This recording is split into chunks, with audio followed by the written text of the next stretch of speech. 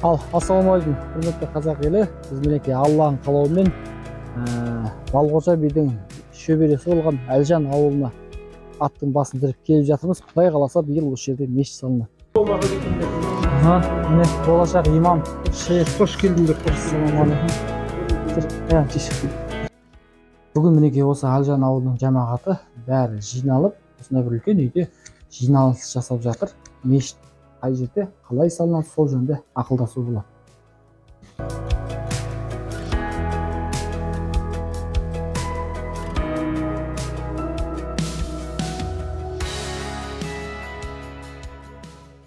Мына кісілерге мен таныстырып өтейін. Бәріңді мынау отырған Дархан деген имам осы Малай мешітінің бас имамы. Ал мынау Мейрам деген жігіт, Медет деген жігіт осы Жамбыл деген ауылда. Менің өзім көзім жеткен мынау Семеновка дейді, қалай еді? Бастамар деген ауылда мешіт көтеріп. Маған жүрегіме үміт сыйлаған жігіт мінекей Медет деген жігіт. Барам, көмектесем, қолымнан келген деп, бірақ сендер мінекей халық. Бұл сізде қазір осы мешітімізде қазір Серік ағамыз алқа мүше, қазір Медетті осы мешітімізде алқа мүше қазір осы Маңдай батыр мешіті. Қостанай облысында жер-жердегі намаз қалалардың бәрін салуына атсалысып жатқан жігіт осы. Бірде осы құрылыс жұмыстарына атсалысып осы жердің әкімі айттық, есі мұғамда келді, рахмат. Енді бүгін басқа мысалы әкімге бір сұрақ қойып, ана кісіге бір сұрақ қоюдың қажеті жоқ. Ең мәселеміз мешіт, соны айтуымыз керек. Мынаны мінекей қарап отырыңдар, мына мінекей салдар болсын, мешіт өтіп келгенде бар мінекей осы ауылдың. Армандап кетеміз. Осыдан 10-12 жыл бұрын шалдарым айтып, осы сен бір мешіт қолға ал демеді. Барып сол аз бергеніме 13 жыл өтіпті ғой. 13 жыл? Иә. Өкінішке орай қолдан келмеді. Бір барғанымда биыл болмай, 2 жыл бар мораторий деді. Не керек? Сонымен мінекей мына отырған Ерғали. Міне, Ерғали деген жігіттің әкесі 37 жасынан намазға жығылып, осы алдымызда талай тарауымызды оқыған кісі. Жаяу барды неге?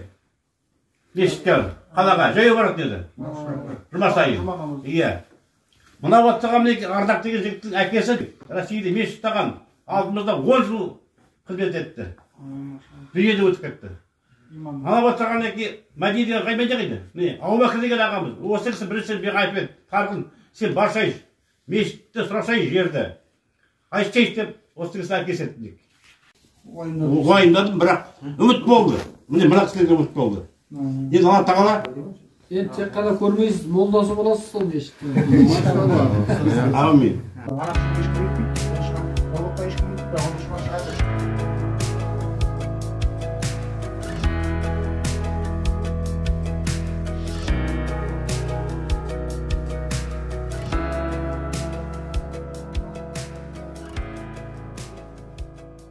Ассалаумағалейкум, құрметті Әлжан елі, құрметті жамағат. Сіздерді көріп, көңілім тойып отыр. Халық, қазақ айтады ғой, Құдайдан кейін кіші ат деген. Қазақтың мақалын айтқаны. Халық қаласа хан түйесін сояды дейді. Халық қолдаса, Құдай оңдаса, адам әр нәрсеге тәуекелге барып бір істі бастаса, ол іс аяқталмай қоймайды. Егер соған ниетті, шын ниетті, тілектес адамдар болатын болса. Енді біз Жамбылда, біз Қостанайда да көп жерде жалпы сенімсіздік болады адамдарда. Оны кім салады, ақшаны кім береді деген секілді. Қостанайда да осындай практикалық жұмыс, профилактикалық жұмыс жүргізген кезде айтқанбыз. Жамбылда осыдан 18 жылы, 19 жылы салдық. Осы кезде бір ай Тарауықта имам болдық. Сол бірінші күннен бастап жаңағы бірінші имамның тұрған намазханасын соны ремонттап бастадық. Халық көрді. Сосын екінші күннен бастап насихат жүргізуді бастадық, мешіт салу керек. Пайғамбарымыз айтады ғой, кім деген құстың ұясындай болса да кішкентай бір мешіт салатын болса, Алла тағала оған жәннаттан үлкен жай дайындайды дейді. Ол құстың ұясындай деген мешіт сіз келіп бүкіл қаражатыңызды салу деген емес, шын ықылас ниетіңізбен қалтаңыздағы бір соңғы тиыныңызға бір кірпіш әкеліп қаласаңыз да, ниетіңіз дұрыс болса, Алла Тағала сізге мешіт салғанда үлкен сауап береді екен, мысалға. Солай айтып түсіндіру арқылы ораза бітпей, уже біздің ауылдың бүкілі мешіт саламыз деп жаңа жарнамалай бастады. Сонда Салтындағы Сағантық ағаның айтатыны ғой, христиан туының директоры ғой, ей медет, сен не білдіресің, ауылдағы адамдар, мана кемпірлерім аста тұрған кезде шулап отыр, біз мешіт салайын деп жатырмыз. Сендер қалай ақшаға салайын деп жатсыңдар деп. Сөйтіп не керек? Сонымен бастап кеттік. Сосын ары қарай өзінен өзі 4-5 айдың ішінде мешіт бітіп шықты. Алла Тағала ешкімнің ақшасына мұқтаж емес. Мешітті кім салады, мешітке кім ақша салады дегенде, мешітке ақырет күніне сенетін, Алладан қорқатын және Алланың қалаған пендесі. Мынау Атырауда Құлсары деген қала бар, сол жерде бір кісі бар, апай бар енді. Ол кісі Жамбыл, Қостанай түгіл, Қостанайға келіп көрмеген адам. Бірақ бір Алланың сүйген құлы, сол 2,5 миллион ақша лақтырды Жамбылға. Ал мұны Қостомарда кеше соғыстың шотынан есептеп отырсақ, 6 миллион ақша салған екен. Анау кісі жаңағы. Ол енді үлкен тасып баратқан бір бай кісі емес. Бірақ ол өзі айтады, мен Құдайға берген сайын Құдай маған беріп жатыр. Сосын Алматыда тағы да бір меценатымыз бар енді. Меценат деп айтайық оларды, құрметті азаматтарға. Ол кісі де 2,5 миллион ақша салды. Ол кісі де Қостанайға келіп көрмеген адам. Саудамен айналысады, ол бір техника сатады екен. Жаңағы Дархан имам айтқандай, мешіт бір тоқтап қалады құрылыс. Ноябрь кезінде, қараша айында. Ақша бітті, соңғы ақшаға дейін материал алдықты. Сосын осындай видеоға түсірдім айттым, ал енді құрметті жамағат, осымен биылғы жаңа жылдың алдында жұмысымыз тоқтайды. Құдай қаласа, жер аяқ кеңіп, ақша жиналса, көктемде бастаймыз деді. Бәрі ақшаға тіреліп тұрдық. Алдында өзім статусыма рекламаға жіберіп едім, жұрт білсін, жұмыс тоқтап жатыр. Сөйткен кезде жаңағы екі меценатымыз звондайды, медет неге тоқтатып жатсың, ақша жоқ па дейді. Мен айттым, жылуын ақша керек, анасынан ақша керек деп. Біреуі 1 миллион, біреуі 1,5 миллион лақтырып жүрді. Сол 2,5 миллионмен мешітті ашып тастадық. Құдайдың қалауымен барлығы. Сол себептен адам сену керек бірінші. Иншалла міне кішкентай ғана айдай ғана үйде жиналып отыр ғой. Оның өзі бір сіздердің ынтымақтарыңыздың арқасы деп білемін. Бірлік бар жерде тірлік бар дейді.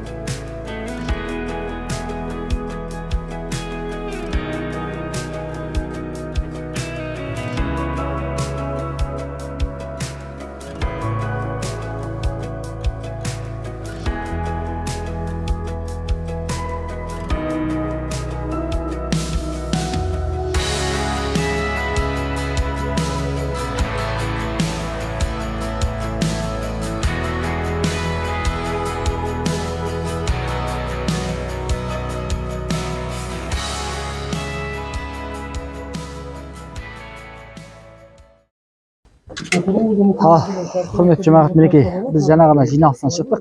Қазір мешіт салынатын жерді көруге барамыз. Жүріңіздер. Ал міне мешіт салатын жерге де келдік. Мичурин ауылдық округінің әкімінің қолдауымен, ауданның қолдауымен міне қазір мешіт салатын жердің жер теліміне келіп жатырмыз.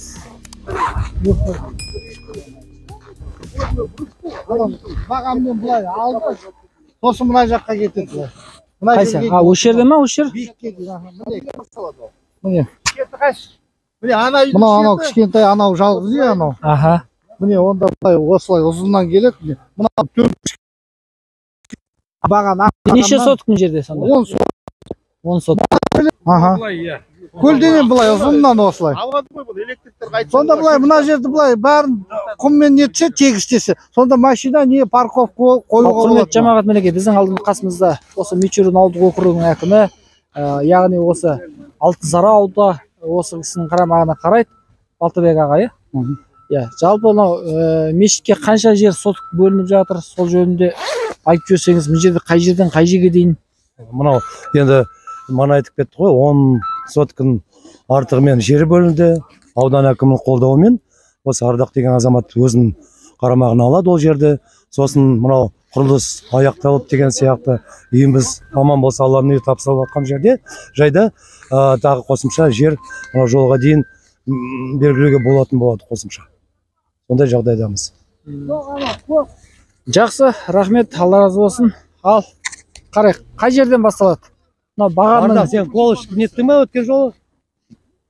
кісі жүр ғой, бері қарай басталады. Мынау бағандарыңызды ертең енді респен келесем, онда азаматтар бар ғой, білесіздер ғой. Сол респен азаматтармен келесіп, мынау бағандарды былай нетеміз бе, былай нетеміз бе, оны жылжыту керек. Бағандарды аламыз, иә, жылжытуға келесеміз ғой. Оларда бәрі мұсылман ағайын өзіміздің нелеріміз ғой. Жігіттеріміз елдің сияқты, анау генеральный директор болсын, мынау Қостанай ауданы директоры болсын, барпайтын. Жақсы. Жана мана осы засыпать ету керек деді ғой? Оны мынау жолмен тегін. Мына жерде ме? Мына жерде, иә? Мынаны кішкене мына жолмен бірдей қылып засыпка да, кішкене. Не болма. Жолдан көрініп. Анау жолды міне жігіттер, анау жолды анау көшемен бағанның артына жібереміз. Келе жақтан жол шығу керек қой, бұл жерде жол болмайды, мынау жол болмайды. Мынау жол болмайды, ананы былтыр бастадық қой. Биыл ақырындап соны салған бітеді бір жолы. Тегістеледі. Мына жерде жүрмейді, мешіттің орны ғой мынау. Сондықтан ана жерге строительный бой жай құм салуға болмайды. Енді ауылдың сыртында жетеді ғой, өзіңіз білесіз. Машинаңыз бар, погрузчигіңіз бар. Осы жерден көмектесеміз ғой. Соны жинап, теріп деген сияқты өшіге үйе берсе, көктемнен бастап үйе беру керек. Сосын тегістеп. Минна иннака антас самиул алим. Ва туб алейна я маулана я раббил аламин. Ва саллаллаху аля хайри халқика Мухаммадин ва аля алихи ва сахбихи ажмаин. Я Раббым, Алла осы Алтынсарин ауылының тұрғындарының барша мұрат мақсаты осы мешітті салу. Алла Тағала осы мешітімізді аман есен бастап, осы мешіттің құрылысын тез арада салып шығуды Алла нәсіп қылғайсың. Іске Алла Тағала берекетіңді бергейсің. Я Раббым, Алла осы мешіттің болашақта ішін жамағатқа толы болу нәсіп қылғайсың. Өзіңді ұлықтайтын, өзіңді мадақтайтын сондай киелі ғибадат орны болын Алла өзің нәсіп қылғайсың.